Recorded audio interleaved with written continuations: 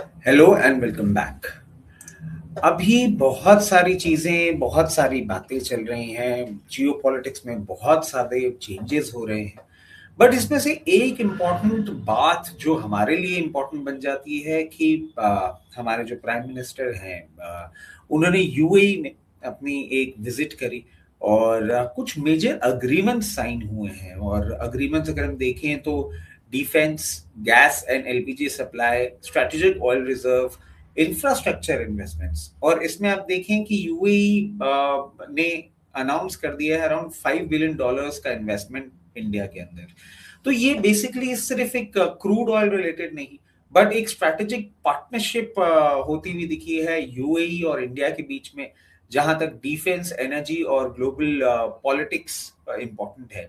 आप देखें ये विजिट इसलिए भी इंपॉर्टेंट हो जाती है क्योंकि ये जो पर्टिकुलर विजिट थी अबू धाबी में, ये एक पार्ट है मल्टी कंट्री जो एक टूर चल रहा है हमारे पीएम का, उसमें से एक पार्ट है। और ये यूएई के प्रेसिडेंट शेख मोहम्मद बिन जायद से मिले थे। और ये 8th विजिट थी उनके यूएई के लिए। तो आप देखें धीरे धीरे करके हमारे एक रिलेशनशिप जो डेवलप होते जा रहे हैं और इतनी इनकी फ्रीक्वेंसी बढ़ती जा रही है।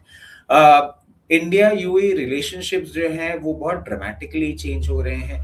पहले रिलेशनशिप फोकस करता था सिर्फ ऑयल इंपोर्ट पे और इंडियन वर्कर्स जो गल्फ को जाते थे, और थोड़ा बहुत ट्रेड को लेके। अब आप देखें कॉन्फिडेंस धीरे धीरे इंडिया और यूएई के बीच में इस तरीके से डेवलप हो रहा है कि हम डिफेंस कोऑपरेशन दे रहे हैं एक दूसरे को, टेक्नोलॉजी शेयरिंग हो रही है, marine time security, infrastructure investment हो रहा है, एनर्जी सिक्योरिटी, आर्टिफिशियल इंटेलिजेंस और इनोवेशन, ये सब टेक्नोलॉजी भी हम शेयर कर रहे हैं।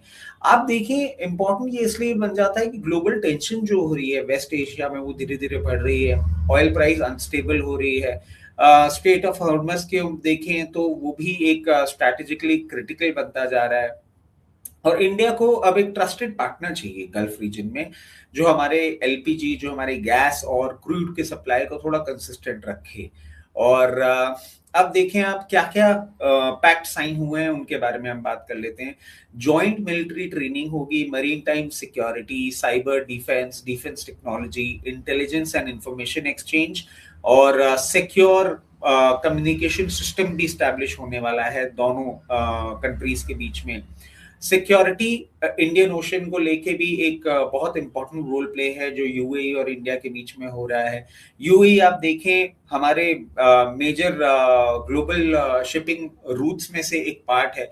और इंडिया धीरे धीरे बहुत हेविली डिपेंड हो रहा है यूएई के ऊपर अपनी gulf trade, oil and commerce को लेके। जो रीजनल इंस्टेबिलिटी है, जो टेंशन्स चल रही हैं ईरान और रीजनल कॉन्फ्लिक्ट को लेके, उसमें भी कहीं ना कहीं यूएई के हमारे साथ एक जो ये रिलेशनशिप डेवलप होते हैं, ये कहीं ना कहीं स्टेबिलिटी लेकर आते हैं। और इंडिया के लिए आप देखें तो यूएई इन्वेस्ट करेगा और डिफेंस में, और मरीन डिफेंस अगर स्पेसिफिकली देखें, वहां पे कहीं ना कहीं हम यूएई को एक अच्छे से सपोर्ट देंगे। और गोइंग फॉरवर्ड जो हम एक्सपेक्ट भी कर रहे थे कि स्लोली एंड ग्रेजुअली जिस तरीके से इंडिया ने पिछले कुछ सालों में डिफेंस में अपने आप को इवॉल्व किया है, हम डिफेंस रिलेटेड एक्सपोर्ट्स अपने बढ़ाते हुए दिखेंगे। और पहले इसके पहले के जितने भी टाइज थे ना वो बहुत ज्यादा इकोनॉमिक थे। अब कहीं ना कहीं मिलिट्री और स्ट्रेटेजिक पार्टनरशिप, ये भी एक बहुत इंपॉर्टेंट रोल प्ले हो जाता है, जिसमें मैं आपको बार बार एक एम्फेसिस ले करता हुआ दिखा रहा हूँ कि सिर्फ ट्रेड रिलेटेड नहीं है, अब हम सिक्योरिटी एक्सचेंज भी करेंगे और कहीं ना कहीं एक स्ट्रॉन्ग पार्टनर हमारा यूएई बनता हुआ दिखेगा। यूएई और इंडिया के बीच में लॉन्ग टर्म एलपीजी और एनर्जी सप्लाई के भी एक पैक्ट हुए हैं।